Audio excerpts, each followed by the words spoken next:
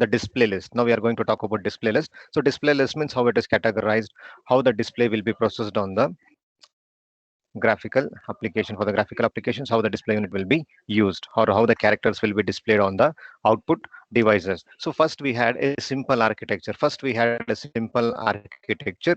So the one which is written on the left, so this is the simple graphical architecture.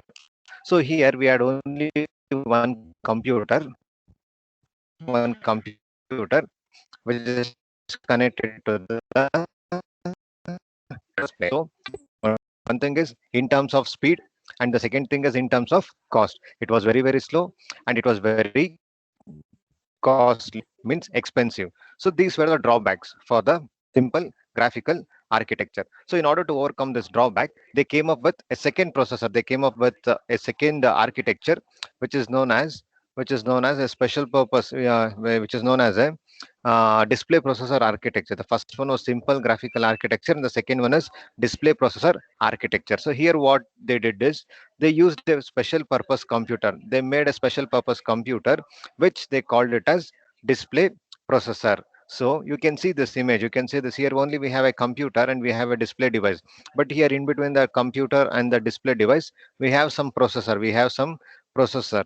So this processor uh, is known as the display processor. So how this architecture will work means, first the user will type a program. The user will type a program. So that program will be processed by the host computer. So what it will produce means, it will give us a list of instructions. It will give us a list of instructions. So this list of instructions will be sent to the display processor. First the user will type a program. That program will be compiled. That program will be processed by the host computer. So it will give the output as a list of instructions. See, this list of instructions will then be sent to the display processor. So the instructions will be sent to the display processor. So all these instructions will be stored in a memory. All these instructions will be stored in a memory. So that memory we will call it as display file. All the instructions will be stored. The output of the list of instructions will be stored in a memory. So that memory will call it as the display file, or it is also known as the display list. So then the display processor will execute. The display processor then will execute the display file or the display list contents repeatedly at a specific rate, or at a sufficient high rate to produce the image which doesn't have any flicker. So how the graphics will be produced when this display processor will repeat the contents. Display processor will repeat the contents that are there in the display file or the display list, such that with such a high speed or with such a high rate, such that the image doesn't have any flicker. So this is how this display processor architecture works. The display processor will execute the contents which are there in the display file repeatedly at a sufficient high rate, such that it will not produce a flicker image. It will produce an image which is free from the flicker. So here also we have two mode. Here also we have two mode. Here also we have two modes of display. One is the immediate mode. One is the immediate mode. One is the immediate mode, and the second one is the retain mode. So we have immediate mode in displayed list, and the second one is the retain mode. So what is this immediate mode means? In this mode, it will send the complete description of the object which should be drawn to the graphics server, and no data will be retained. So that's why the name immediate. So in the immediate mode, it will send the complete description of the object that needs to be drawn to the graphics server, and no data will be retained. So that is, if you want to redisplay the same object, again the program must resend the information. The informations can be vertices, the informations can be attributes, the informations can be primitive types, or it can be like the viewing details. So this is how the immediate mode works. So in this mode, it will send the complete description of the object that should be drawn to the graphics server, and no data will be retained. So if you want to display the object again, the program must resend the information. What information it is sending means, it is sending the informations like vertices, attributes, primitives, and viewing details. In the second mode is the retained mode. In the retained mode, so the object will be defined only once. The object will be defined only once, and its description will be stored in the display list. So this display list will be at the server side. So this display list will be at the server side, and the redisplay of the file or the redisplay of the object can be done by using function call, from the client to the server. So in the retained mode, the object will be defined only once and it will be stored in the display list. See, this display list will be at the server side. And if you want to redisplay the object, so for that you can just call the simple function. By using the function calls, you can redisplay the object. And um, how this function call will be issued means it will be issued by the client to the server.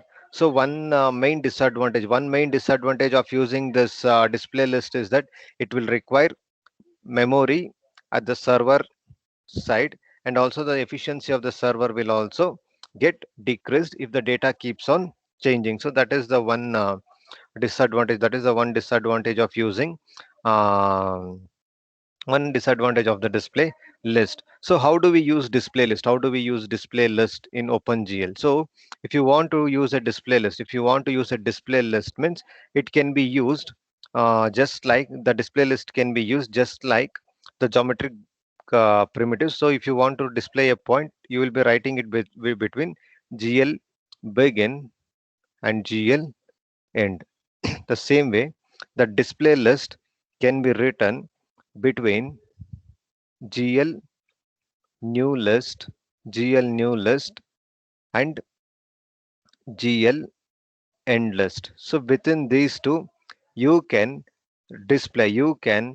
use the display list. So display list can be defined similar to the geometric primitives.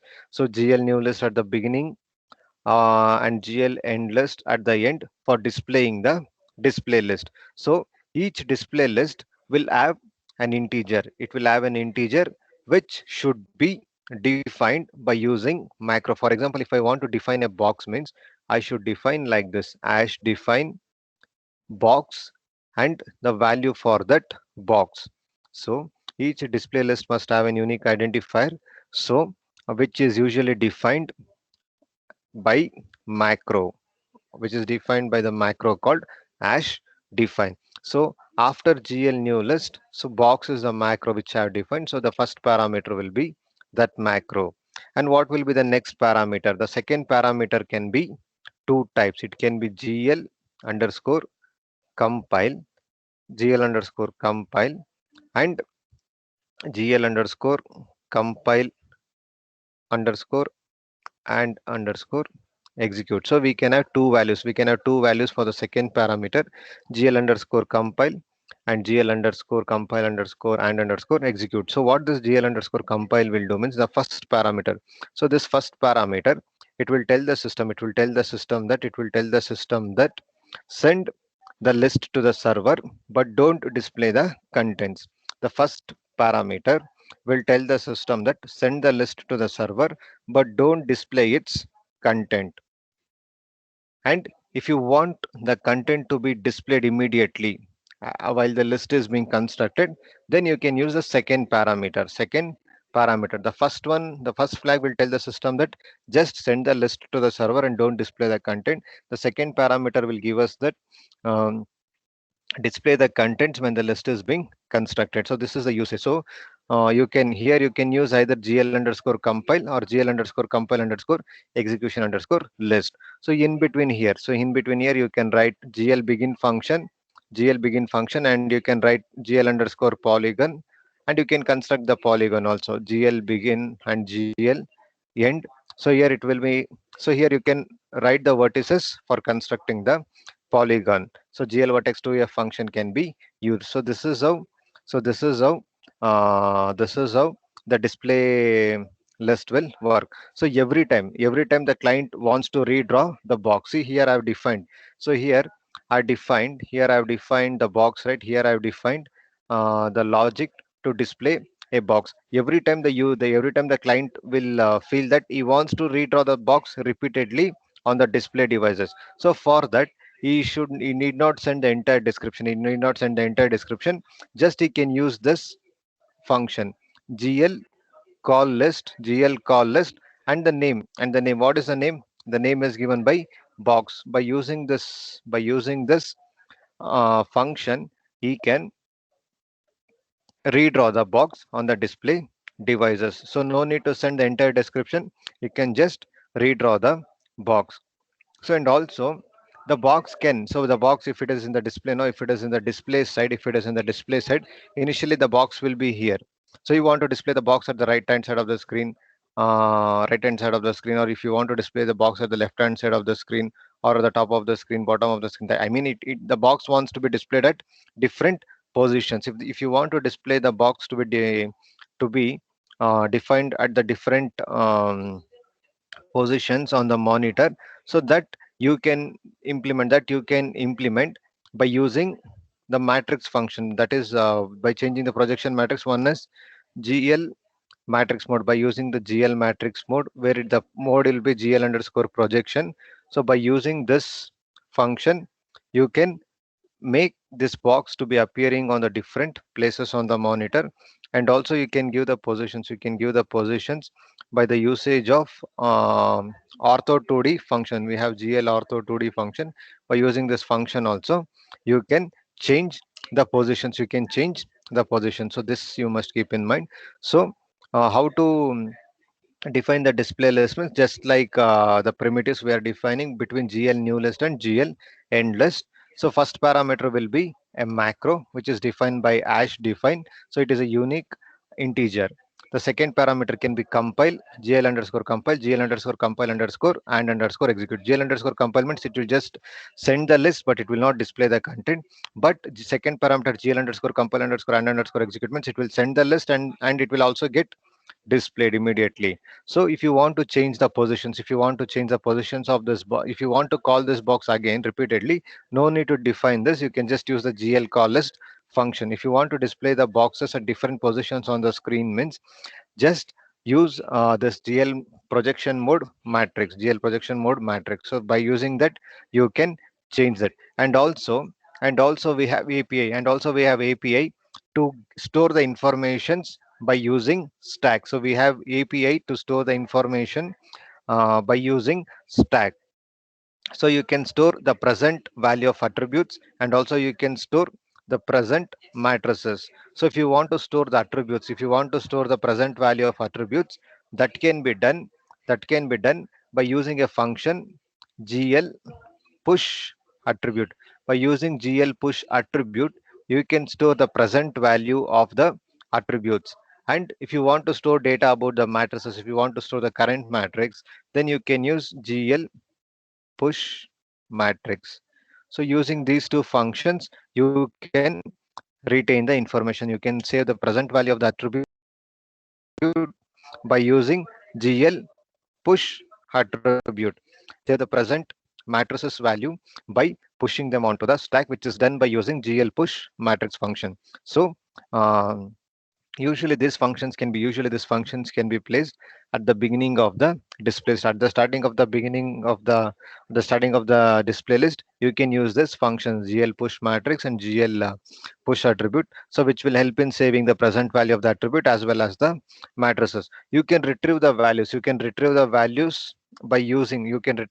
from the stack by using two functions. One is gl pop attribute, and the second one is gl pop attribute, and the second one is gl pop matrix, the opposite of these functions. So you can retrieve the attributes by using gl pop attribute, and you can retrieve the matrix by using gl pop matrix. So these two functions will be placed at the beginning of the display list, and these two functions will be placed at the end of the display list. So these are the functions we have. You can display multiple display lists by using a function called gl call lists. So by using gl call list, you can display multiple functions. You can multiple display list by using gl call list. So these are some of the functions um, which are associated with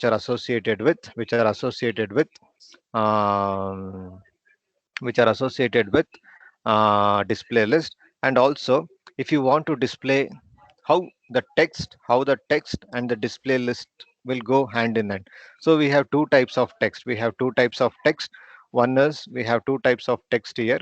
One is the raster text. So we have two types of text. One is the raster text, and the second one is stroke text. So we have two kinds of text here in display list. One is the raster text, and the second one is stroke text. So so for example, if you want to generate a raster text character which has a size of 8 into 3 patterns, then it will take 13 bytes to store each character. The same way, if you want to define a stroke font which will display, or if you want to define a stroke font by using the line segments, so each character will require different number of lines. So you on an average you may need more than 13 bytes per character for representing the stock font. So and also the performance of the applications will be degraded because of usage of the large quantity of text. So for we know that for raster text it will require only, if it is a size of 18 into 13 pattern of bit, it will take 13 bytes of memory for storing a character. But but when we are talking about the stoke font, so which is displayed using the line segments, so each character will require different number of lines. So on an average it will consider more than 13 bytes of data or storage for character in the stoke font. So for when we are considering about the stoke font, the performance will be degraded because you have to store large quantity of text. So one efficient strategy for one efficient strategy that is followed is, you can define the font once by using the display list. You can define the font once by using the display list for each character and store it in the server. So we know that it requires huge space, no? So one efficient strategy how it can be reduced by using display list is display each character or store each character. um, First define each character once by using the display list, and then store those characters in the server. After that after that after that after that what you can do, you can call them to display those characters. So from the list you can call them by using the appropriate function. So this is one method which is being followed here. So um, we have a functions like, so you can define a function. To store the characters. You can define a functions to store the characters, and which can be stored on the server, and it can be retrieved also. So we have code for that. So you can store whatever character you want in the list. So this is with respect to this display list. And also and the next thing is, um, so this fonts, what and all fonts are used in this Glut utility toolkit? So we know that we have two kinds of font. One is the raster font, and the second one is the stoke font. So these things, these fonts doesn't make use of the display list. So they have functions like GL. They have functions like um, glut stroke. They have functions like glut stroke character, and glut bitmap character. They have glut stroke character and glut bitmap character. So this glut stroke character will give you the proportional space characters. So the position of the character will be done by using a translation before the character function is being called. So this bitmap character will give you a bitmap characters which is of the size 8 into 13. So um, this display list can also call other display list also. So they are used for building the models. They are used for building the models which have some relationship among the parts of the model. So for an example, using this display list. So display list can be used to call other display list. So they are the powerful tools for building the hierarchical models, which can incorporate the relationship among the parts of the model. So for example, we have a face. So we have a face. So here the eyes will be identical. Here the eyes will be identical. Eyes will be identical, and ears will also be identical. So how this? So now that we have two faces. Now we have a face where it is having two eyes which are identical, and ears which are identical, and we have one nose and one mouth. So how this can be done? How this can be done by using display list? Means first you define high. First you define a high parameter. First you define a high parameter, high, and give some value. Give some value. After that, by using new list, use this I parameter. By using this new I list, generate a display list for I. So, and it will contain some code. It will contain some code for displaying the I, and this GL end list. So this module will give you the code for displaying the I. We need two eyes, no? So we are defining the face. Now we are defining the face. So somewhere when I'm defining the face, hash define face, and for this face I'll give some value. This will be GL new list. I'm defining the face. So first parameter will be face, and the second one will be GL compile or GL compile underscore and execute. So that is based on the application. So after this, here here I can call here by using the call list. I can call this I function two times. I can call this I function two times. So by using the call list, I can call the I function two times. So what it is displaying, one time it is displaying the left eye, and the second time it is displaying the right eye. So what I'm doing is display list here. This is display list one. So this is display list two. So inside display list two, I'm calling display list one parameter. So display list is, I'm using the display list to call another display list. So here we have, when I'm building the faces, somewhere I've defined the code for the I. So when I'm building the faces, I'm making use of this I function, I display list, to display the eyes of a person. So this is like this. You can use the display list function to call another display list. So a simple example, it is like the nesting of the function. So um, not the nesting of the function.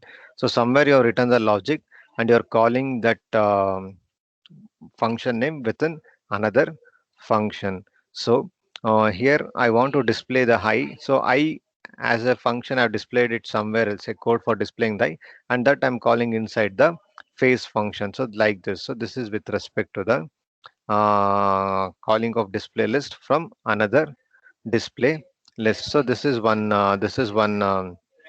thing. And the next thing is programming event, which is with respect to the mouse and with respect to the keyboard also. So it is a programming event driven input, so where you're using the mouse and the keyboard for interacting with the objects, for interacting with the graphical objects. So mm see the events again, all the events which are generated, all the events which are generated can be like whenever you are moving the mouse by pressing the button, a mouse event will be generated.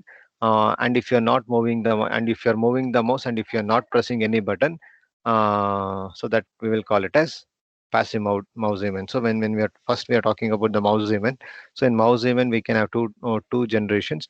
So one event is generated when you are moving the mouse with one of the button pressed. So for that the mouse event will happen. So whenever you're pressing the button or whenever you're releasing the button. The second one is passive mouse event. You're just moving the mouse and you're not pressing any button. So that we have events which can be recognized by the Windows system, and also we have callback function which can be called for each of these events. So whenever you are using the mouses or whenever you're using the trackball or the data tablets, they will give us the position on the display devices. So we have two events which can be associated with the pointing devices. So the first one is one event which is generated whenever I'm moving the mouse with one of the button pressed. So this is one event. If I'm simply moving the mouse without pressing the button, so that is the second event. So the first one is called as the second one is called as the passive mouse event. So, and also the mouse event will also be generated whenever you are pressing the button or whenever you are releasing the button. So the information will be returned to the application program. The information will be returned to the application program, um, which will give the information will be returned to the application program. So information will be returned to the application program, which will give us the details like which button is pressed, whether it is a left button, right button, or middle button, um, and what is the status, whether the button is pressed or whether the button is released, and this will give you the position. So what informations will be given to the application program will be like the button which has generated the event, whether the right button generated the event, left button generated the event, or middle button, and what is the state of the button after the event, whether the button was pressed or whether the button was released. And the last two will give you the positions. So this is so we have a mouse callback function. We have a mouse callback function which is defined like void mouse callback function, integer button, integer set, and it is taking two more parameter x comma y. So this is the parameter which is used. So I want to write a function where the user will press the right button to exit. So whenever I'm pressing the right button, the program should get terminated. So how I can write means, so we have this function, no, we have this function, no. So I'll write one function. I'll write this function void. I'll write it as my mouse integer. First parameter will be button. The second parameter will be state, and the last two parameters will be positions, integer x, integer y. So I want my program to be terminated whenever I'm pressing the right button. So if button is equal to, we have glut underscore glut underscore right underscore button. So this is the button which we are talking about. And what is the state? So when the right button is pressed, so state pressed means down, released means up. State is equal to glut underscore down. So when the right button is pressed, I want to terminate from the program. The program should terminate. If that condition is true, exit, terminate from the program. So this code negated. This is just to the function definition. So this should be called inside here. This is the second step. So whenever in the mouse function and the name my mouse, so then only that event will get generated. The first step is write the code which will generate the event or the action that will take place. And the second one is register this register this function inside the glut mouse function. So inside the glut mouse function, pass the function name which is performing the event. So this is how you can write the logic. So this is how you can write the logic. So this the same thing, the same program here. Here the program here it is. I explained with the right button. No, here it is pressing the left button. So this what this function is doing. What this function will do means, so this mouse callback function, it will on pressing the left button, it will get terminated from the program. So how to call this function? How to register this function? Means register this function by using glut mouse glut mouse function, and this name. So mouse underscore callback underscore function. So this is how you can register. So the first step is for the first see the first step is to write the event. The first step is the callback function. For the first step was the mouse callback function which should be defined. So once that is done, the second step will be to register this callback function in the main function by making use of glut mouse function. So this is how. So like that you can in our lab program, we have functions, we have mouse functions for changing the direction of the rotation of the cube with respect to x-axis, y-axis, and z-axis. So you can use them. You can use them for changing the direction also. So this is with respect to the. This is with respect to the.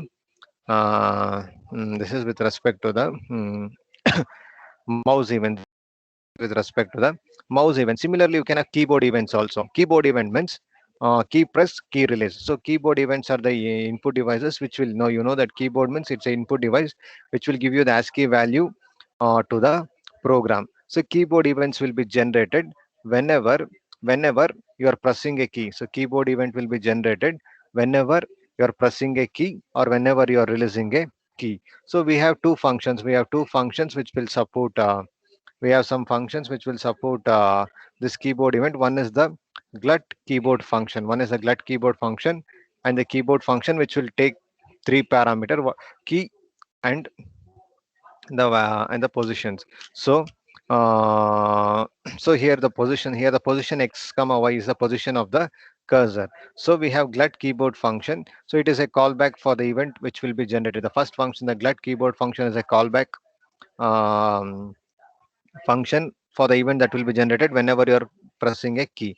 And the second, and also we have and also we have one more function, one more function, glut keyboard up function. So this function is for whenever you are pressing a key, whenever you are pressing a key. So whenever you are pressing the key down. So this is for whenever you are releasing a key, whenever you are releasing a key. So the keyboard events will be generated whenever the mouse is in the window and when you're pressing one of the keys. So um, so so we have two functions. The glut will support two functions. One is the glut keyboard function. So that event will be generated whenever you are pressing the key, and glut keyboard up function which will be generated whenever you are releasing the key. So and also we have this keyboard function which is taking the character key which will be pressed, and x comma y will give you the cursor position whenever the key was pressed. So, so what this program is doing means whenever you are pressing a Q, the program is getting executed. Whenever you are pressing a button called Q, the program is getting terminated. The program is getting terminated. So that is with respect to the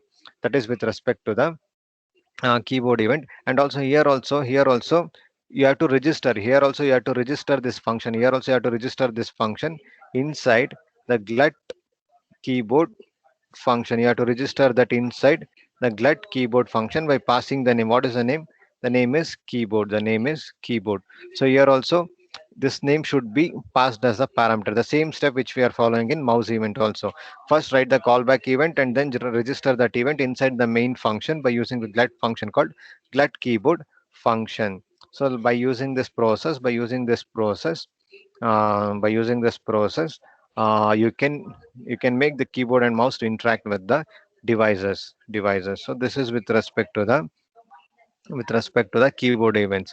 And also we have some Windows events. We have some display and callback events. So first thing is, what do you mean by this display and ideal callback? So we know that, so whenever we want to display an object, so I want to display a line, I want to display a square, I want to display some object. So that object should be passed,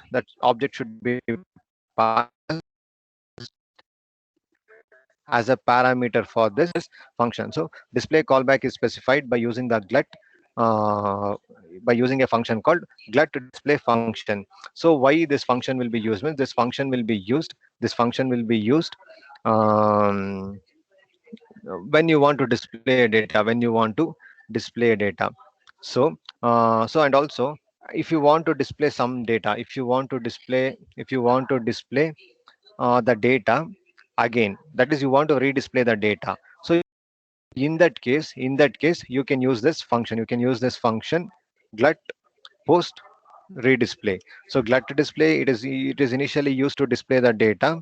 So in some situation you need the data to be redisplayed. Re-execution of the display function can be taken place by using glut post redisplay. Why that function, when that function will be used means whenever you're changing the size, whenever you're changing the size of the object, at that time it has to redisplay the object with the modified changes. And and whenever you're performing the animations, the values will change. Or whenever you're performing the translation, the values will change. And also whenever you're opening the multiple windows, and whenever you're replacing a small symbol with whenever you're using a replacing a window with a small picture. So in those three situations, this glut post redisplay should be used. So when the window is idle, and no other function is taking place, then this glut idle function should be used. So glut idle function should be used whenever the window is in idle position. So it is not doing any work. It is simply like no events are being generated. So we have three events. If you want to display something, use glut display function. So if you want to redisplay an object, in that situations like animations, whenever you have multiple windows, you can use glut post redisplay. So the call is idle, so there are no events taking place and the system is idle. So in that situation you can use glut idle functions. So glut idle functions can be used. So these are the three functions which are there in glut display and idle function. So before going to the okay, so these are the functions. These are the various functions which are there. So in the next we'll be talking about this Windows management and all. So this is used. So this is see, this Glut will support both multiple windows and sub windows. So which we'll talk in the next session.